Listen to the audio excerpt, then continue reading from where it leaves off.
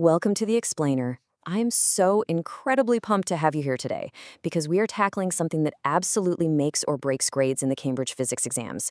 We are calling the session Formula 1 Racing Against Time Physics Cambridge Exam Strategy. Now, you might be wondering, why Formula 1? What does a pit crew have to do with physics? Well, because in an exam setting, much like an F1 pit crew executing a flawless tire change, every single second counts.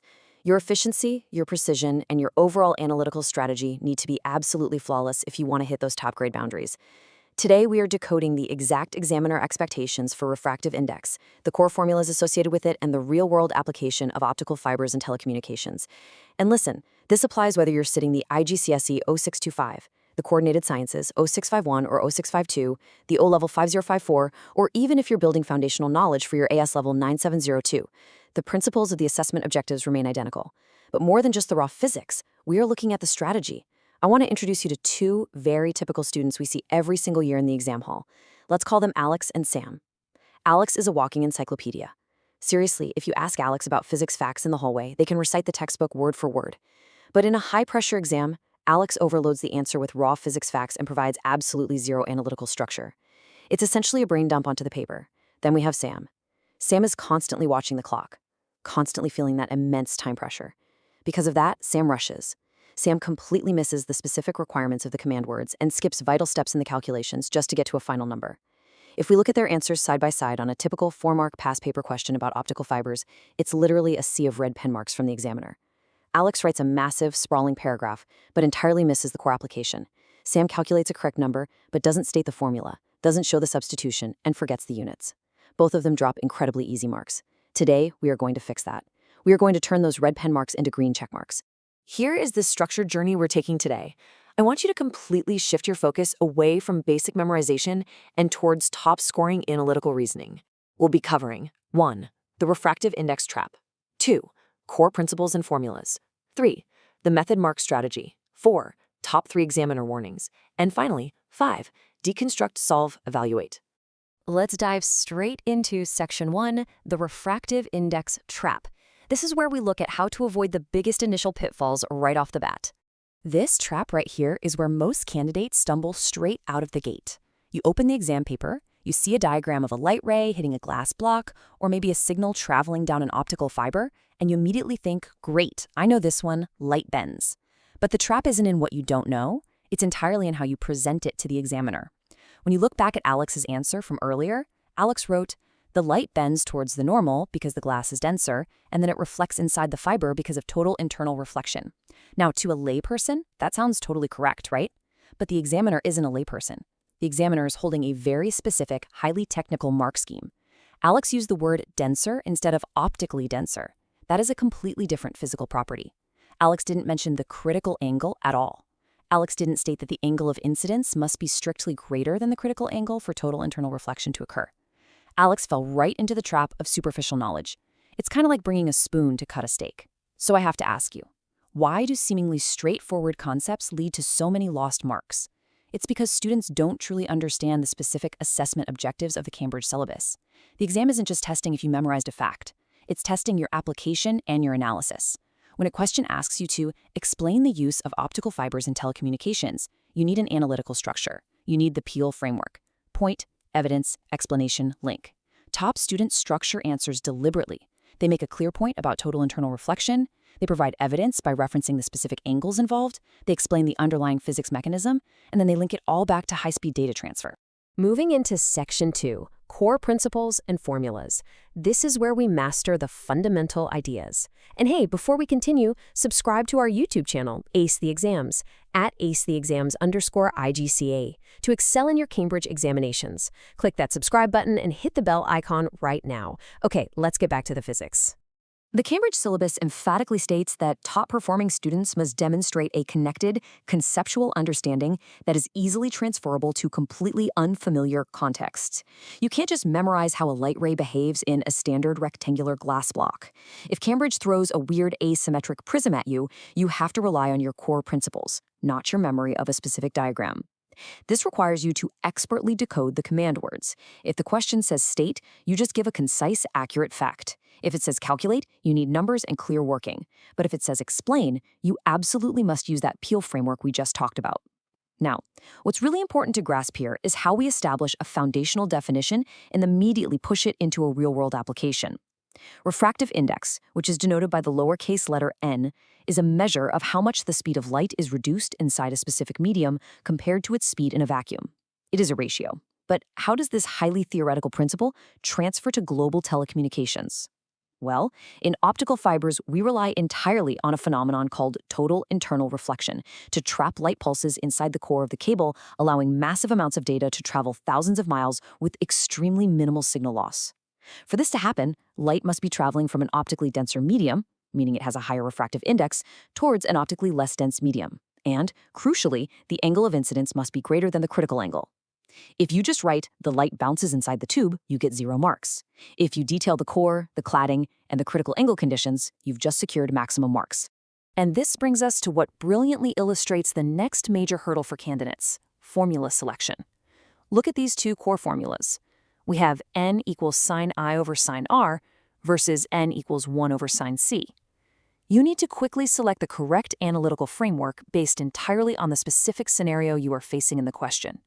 So when do we actually use Snell's law, n equals sine I over sine r? We use this when light is crossing a boundary and actively refracting. It's moving from air into glass or from water into plastic. The light is changing its speed and its direction. But when do we use n equals 1 over sine c? We use this formula exclusively when we are dealing with the absolute critical limit of refraction, specifically when we are calculating the critical angle represented by c, which is required for total internal reflection to occur within a specific medium. Let's do a quick 30-second mental drill right now. Imagine a question asks you, calculate the refractive index of a glass block if the critical angle is 42 degrees. I'll give you a second to think about it. Which formula are you grabbing? If you said n equals 1 over sine c, you are absolutely spot on. Sam, our rushing student from the beginning of the explainer, often tries to plug that 42 degrees directly into the r of the first equation simply because they didn't slow down to read the command word critical. You must extract the correct data and select the exact right framework before your pen even touches the paper. All right, let's transition to section 3, the method mark strategy. This is all about securing marks for your process, not just your final answer. This right here is where we initiate the transformation from an average student to a top-tier, grade 9 candidate. I need you to listen very closely to this. Examiners explicitly award marks for your analytical process and your clear working, not just the final product. Let me say that again. They award points for your process. In a typical 3-mark calculation question, the final correct numerical answer is usually only worth 1 single mark. The other 2 are what we call method marks.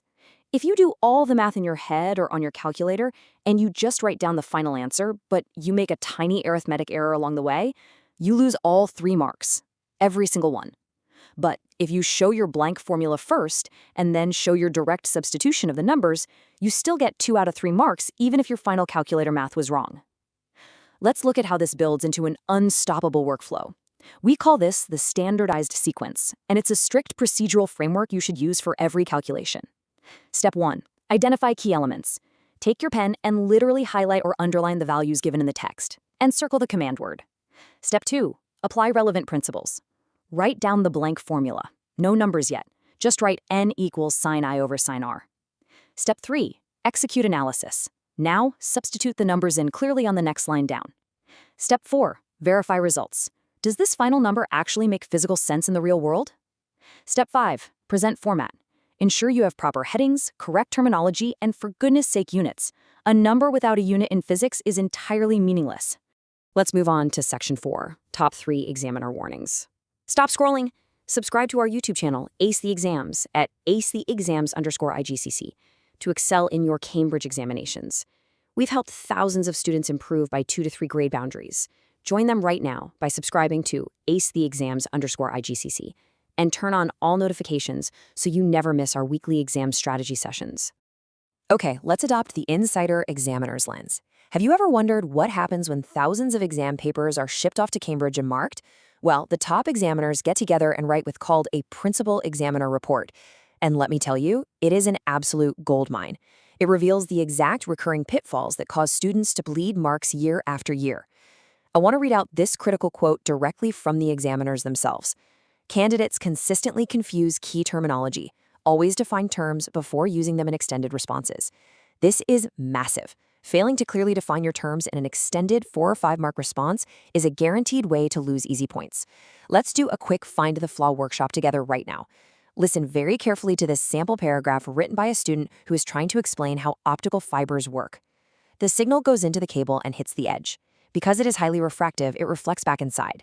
This bending continues all the way down the wire so the signal doesn't escape. Okay, did you catch the flaws? There are several big ones losing marks here. First, saying the signal hits the edge is way too non-technical. It should be the boundary or specifically the core cladding interface. Second, highly refractive is confused terminology. They actually mean optically dense. Third, they call total internal refraction bending, which implies refraction, completely contradicting the very concept of reflection. You absolutely must use precise terms like core, cladding, optically dense, and critical angle. So, the crucial takeaway is captured right here in our visual checklist of the top 3 exam mistakes. Number 1, wrong approach for the context. This goes right back to using n equals 1 over sine c when light is simply just entering a glass block. You must read and understand the physical situation first before throwing algebra at the page. Number 2, format and presentation ignored. This is our friend Sam from the beginning of the explainer, writing numbers scattered randomly all over the page with absolutely no logical flow. If the tyrant examiner cannot easily follow your calculation from top to bottom, they are not going to hunt around the page to award you method marks. You will simply lose them. Number 3, answers lacking context specificity. This happens when the question specifically asks about telecommunications using optical fibers and your written answer is entirely about a basic glass prism experiment you did in a school lab. You have to mention data pulses, signal degradation, or the core and cladding structure to prove you're answering the specific scenario presented. Examiners heavily penalize generic, memorized textbook answers that don't fit the question-specific context. Let's do a quick 30-second speed writing challenge in your head. If I ask you to write one perfect peel paragraph explaining why a diamond sparkles, your point should be about its high refractive index. Your evidence is its incredibly low critical angle. Your explanation is how light gets trapped undergoing multiple internal reflections, and your link is that this trapped light finally exiting is what causes the visible sparkle. That is how you structure a bulletproof answer. We are now entering section 5, deconstruct, solve, evaluate. This is the ultimate problem-solving framework.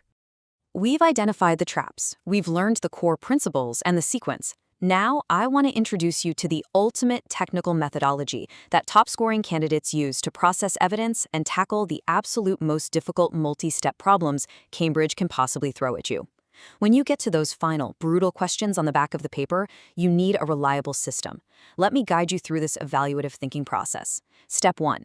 Deconstruct the given information. The moment you see a massive paragraph of text, don't panic. Extract the variables. Write them clearly in the margin. Angle I equals 45 degrees, angle R equals 28 degrees. Step 2. Break the problem into logical steps. If it's a 5-mark question, I promise you it's not a single one-step calculation. You might need to find the refractive index first using Snell's law, and then, as a second step, use that newly calculated refractive index to find the critical angle. Step 3. Solve systematically. Work down the page, step by steps, showing every single blank formula. Step 4. Check for reasonableness.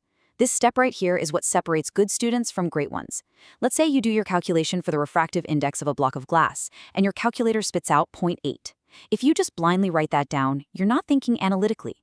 The refractive index of a medium must always be greater than 1, because light cannot possibly travel faster in glass than it does in a vacuum. The speed limit of the universe is 3 times 10 to the power of 8 meters per second. If you get 0.8, you immediately know you accidentally swapped your sine I and sine R values. Checking for reasonableness literally saves your grade. Step 5. Justify your recommendations. If the exam asks you to compare 2 different optical fibers, you must use comparative connectives and draw solid, evidence-based conclusions. If I could distill this entire explainer down into one single, concrete takeaway for your physics mastery, it is this cheat sheet right here. Take a mental screenshot. This is your complete physics answering system. First, define your terms accurately and technically. Don't use slang. Use core, cladding, total internal reflection, and critical angle. Second, show your working sequentially to harvest every single method mark available, even if your final math goes awry. Third, always evaluate your answers for physical reasonableness.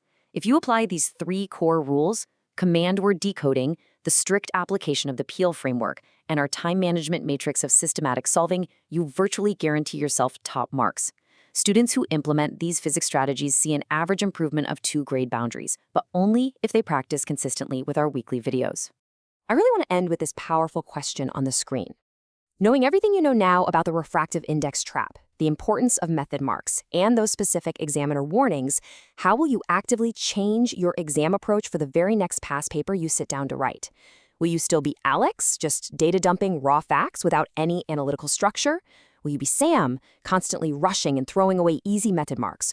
Or will you be the strategic, focused learner who deliberately deconstructs, systematically solves, and critically evaluates, just like an F1 pit crew executing a flawless strategy? Here's your final reminder. Subscribe to our YouTube channel Exams at @ACEXams_IGCS to excel in your Cambridge examinations. Subscribe right now to @ACEXams_IGCS and click that bell. Don't let another exam pass you by. Drop a comment below with your target grade for physics and the biggest challenge you're facing. Our team responds to every comment. Like and share this video with a study partner. Ace the exams. Your Cambridge success starts here.